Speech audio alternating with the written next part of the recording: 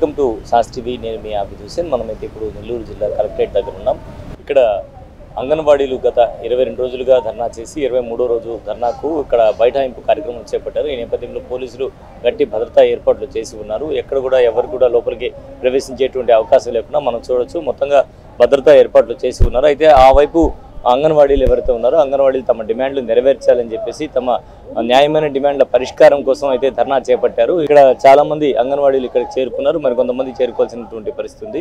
So అందరూ కూడా తమ డిమాండ్లు నెరవేర్చాలి, తమకు న్యాయమైన కోరికలు ఏవైతే అంటే 26,000 జీతం వారు అయితే డిమాండ్ చేస్తూ ఉన్నారు. ఆ డిమాండ్తో జీతంతో పాటు గ్రాడ్యుయేటీ కూడా తమకు ఇవ్వాలని చెప్పేసి వారైతే ప్రధానంగా డిమాండ్ చేస్తూ ఉన్నారు. తమ ఈ కోరికలను నెరవేర్చాలి, ప్రభుత్వం స్పందించాలని చెప్పి అంగన్వాడీ తరఫున కొంతమంది నేతలు చర్చలు జరపడం జరిగింది. అయితే చర్చలు ఇంతవరకు సఫలం కాలేదు. కొన్ని డిమాండ్లు ప్రభుత్వం సానుకూలంగా స్పందించినా కూడా మిగతా వాటికి ప్రభుత్వం సానుకూలంగా స్పందించకపోవడంతో కలెక్టర్ కార్యాలయం ఎదుట బైఠాయింపు కార్యక్రమం అయితే చేపట్టారు. అయితే ఎక్కడ కూడా లోనికి ప్రవేశించకుండా పోలీసులు అయితే గట్టి భద్రతా చర్యలు అయితే చేపట్టారు. మనం అయితే విజువల్స్ లో చూడొచ్చు.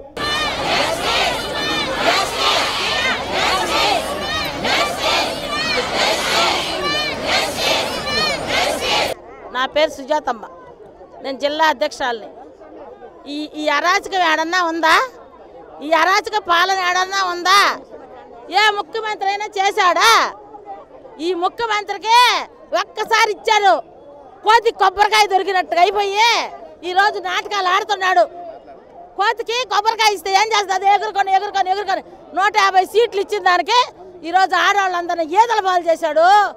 రేపు మేము అత్తతాం బటన్ అత్తతాం.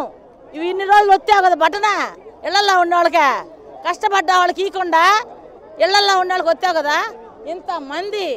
ఇంతమంది మహిళలు ఏదల్లా ఉంటే ఆడుదాం ఆంధ్ర అని మన రోజాత బ్యాట్లు ఆడుతూ ఉన్నాడు ఈదల్లో.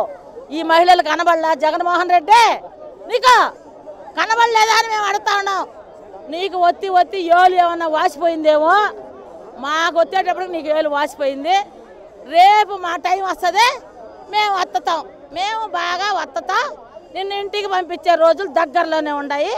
ఇంకంతే సంగతులు, నీకు అయిపోయింది. ఒక్కసారి సీఎం సీట్లో కూర్చొని చాలు, జావు ఇంటికి జావు, నువ్వు జావు ఓ. బటన్ వచ్చిన వాళ్ళందరూ ఓట్లు వేస్తావు అనుకుంటున్నావేమో, వాళ్ళు కూడా వేయరు నీకు ఓట్లు. మేము వేయనేమో. మేము 1,10,000 మంది, రోజుకి 23 రోజులు, రోజుకి నీ కౌంట్ డౌన్ స్టార్ట్ అయింది. 2 నెలల్లో ఒక్క రోజుకి ఎక్కిపోతా ఉన్నాయి మా ఓట్లు. నీకు తగ్గిపోతా ఉంది. ఒక్కసారి సీఎం కుర్చీలో కూర్చోబెట్టి 150 సీట్లు ఇచ్చి చేస్తే నువ్వేది చేసేది? రోజాత ఆడుకోవడమా? బ్యాటాట? ఇంతమంది కనబడలా నీక? ఇంతమంది మహిళలు కనబడలేదా అని అడుగుతా ఉన్నావు. మా అక్క నీకు వినబడలేదా అని అడుగుతా ఉన్నావు. చెవులు ఏవైనాయి, కళ్ళు ఏవైనాయి, కనబట్టం లేదా? చెవులు వినబట్టం లేదా? నీకు ఉన్నారు కదా మాలాంటి ఆడబిడ్డలు ఇద్దరు, వాళ్ళు కూడా గుర్తు రావట్లేదా? మా గోష్ఠులన్నీ మీ వెలకాయలకు తగులుతాయని గుర్తు రావట్లేదా జగన్మోహన్ రెడ్డి నీకు? ఇన్ని రోజులు మేము ఇంట్లో ఉన్నాం, మేము ప్రశాంతంగా ఉన్నాం, అయినా మమ్మల్ని లేక తీసుకొని వచ్చావు. ఇప్పుడు కూడా మేము ఆడ కూర్చొని ప్రశాంతంగా పోతాం కదా. ఇప్పుడు పోలీసులు పంపించి రెచ్చగొట్టడం అవసరమా జగన్మోహన్ రెడ్డి? మాకు ఈదులైనా, దారులైనా, గబ్బైనా, దూలైనా కూర్చుంటాం. నిన్ను వదిలేదే లేదు. నువ్వు ఇప్పుడు దాకా వచ్చావు, రేపు మా టైం వస్తుంది, మేము వత్తుతాము. తర్వాత నువ్వు పోతావు. నువ్వు జన్మలో కూడా మళ్ళీ నువ్వు అపోజిషన్లో కూడా కూర్చుంటావో లేదో కూడా తెలీదు. 23 రోజుల నుంచి అంగన్వాడీ వాళ్ళని సమ్మెలో ఉన్నాము. కలెక్టర్ గారి చేత 5వ తేదీ నుంచి డ్యూటీల్లో జాయిన్ అవ్వకపోతే శాఖాపరంగా మీ మీద చర్యలు తీసుకోబడతాయని చెప్పి ఒక జీవోని విడుదల చేశారు. కానీ ఆ జీవోకి మేమేం భయపడము. 4వ తేదీ సాయంత్రం వరకు మేము వేచి చూస్తాము. 4వ తేదీ సాయంత్రం వరకే మాకు రావాల్సిన ఆ 2 జీవోలను విడుదల చేస్తే మేము 5వ తేదీ డ్యూటీల్లో జాయిన్ అవ్వడానికి సిద్ధంగా ఉన్నాము. అంగన్వాడీ అక్క చెల్లెళ్ళు గోష్ఠి కొట్టకుండా జగన్మోహన్ రెడ్డి గారు మీరు మా మీద దయ ఉంచి మా కోరికలు తీరాలని మేము కోరుకుంటున్నాము. మాకేం పగలేదు. మేము ఓట్లు వేస్తేనే మీరు గెలిచారు, కానీ మేము అందరమే ఓట్లు వేయకుండా చేసే సత్తా కూడా మా దగ్గర ఉంది. అది గుర్తుపెట్టుకొని మమ్మల్ని మా కోరికలు తీరవాలని తీర్చిన వెంటనే మా డ్యూటీలోకి మేము జాయిన్ అవుతామని మీకు తెలియజేస్తున్నాం. గత 23 రోజుల నుంచి అంగన్వాడీలు రాష్ట్ర వ్యాప్తంగా నిరవధిక సమ్మె చేస్తున్నారు. అయినా కానీ రాష్ట్ర ప్రభుత్వం ఇంతవరకు స్పందించినటువంటి పరిస్థితి లేదు. స్పందించకపోగా అల్టిమేట్ జారీ చేసేటటువంటి పద్ధతుల్లో ఈరోజు ఈ రాష్ట్ర ప్రభుత్వం ఉంది. అదేంటంటే 25వ తేదీ లోపు అందరూ కూడా ఉద్యోగాల్లో చేరకపోతే మిమ్మల్ని ప్రత్యామ్నాయం చూపుకుంటామనేటటువంటి పద్ధతులు ఈరోజు రాష్ట్ర ప్రభుత్వం చేస్తుంది. ఇది సరైనటువంటి చర్య కాదు. ఏదైతే అంగన్వాడీలు వాళ్ళ న్యాయమైనటువంటి కోరికలు తీర్చాలని చెప్పేసి గత 23 రోజుల నుంచి చమ్మి చేస్తున్నారు. రాష్ట్ర ప్రభుత్వం అధికారంలోకి రాకముందు జగన్మోహన్ రెడ్డి ఇచ్చినటువంటి వాగ్దానాలను అమలు చేయమని చెప్పి అడుగుతున్నారు. అవి అమలు చేయకుండా తాళాలు పగలగొట్టడం, అదేవిధంగా వాళ్ళని అనేక రూపాల్లో ఇబ్బందులు పెట్టడం, సచివాలయాల చేత పనులు చేయిస్తామని చెప్పడం, ఈ విధమైనటువంటి పద్ధతుల్లో రకరకాలుగా ఇబ్బందులు పెడుతున్నారు. ఇది సరైనటువంటి చర్య కాదు.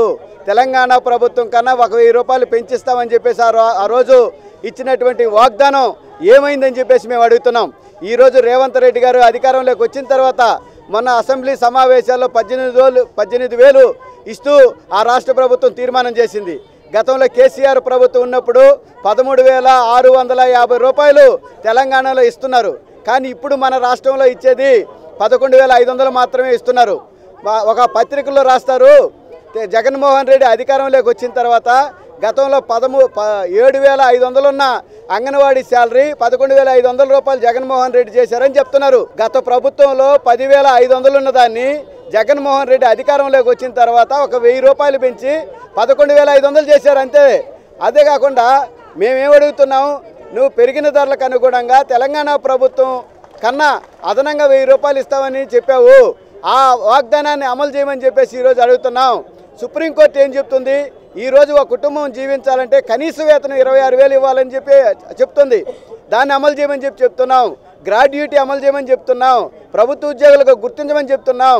62 సంవత్సరాలు ఐసీడీఎస్లో పనిచేసి చివరికి రిటైర్మెంట్ అయ్యేటప్పుడు ఒక 5 లక్షలు వాళ్ళకి రిటైర్మెంట్ బెనిఫిట్స్ కల్పించమని అడుగుతున్నాం. వృద్ధాప్య దశలో బతకాలంటే పెన్షన్ సౌకర్యం జీతంలో సగభాగం ఇవ్వమని చెప్పేసి అడుగుతున్నాం. ఈ సమస్యలను న్యాయబద్ధమైనటువంటి సమస్యలు, అందుకని ఈ సమస్యల పరిష్కారం అయ్యేంత వరకు ఈ పోరాటం కొనసాగద్దని చెప్పేసి ఈ సందర్భంగా మేము తెలియజేస్తున్నాం.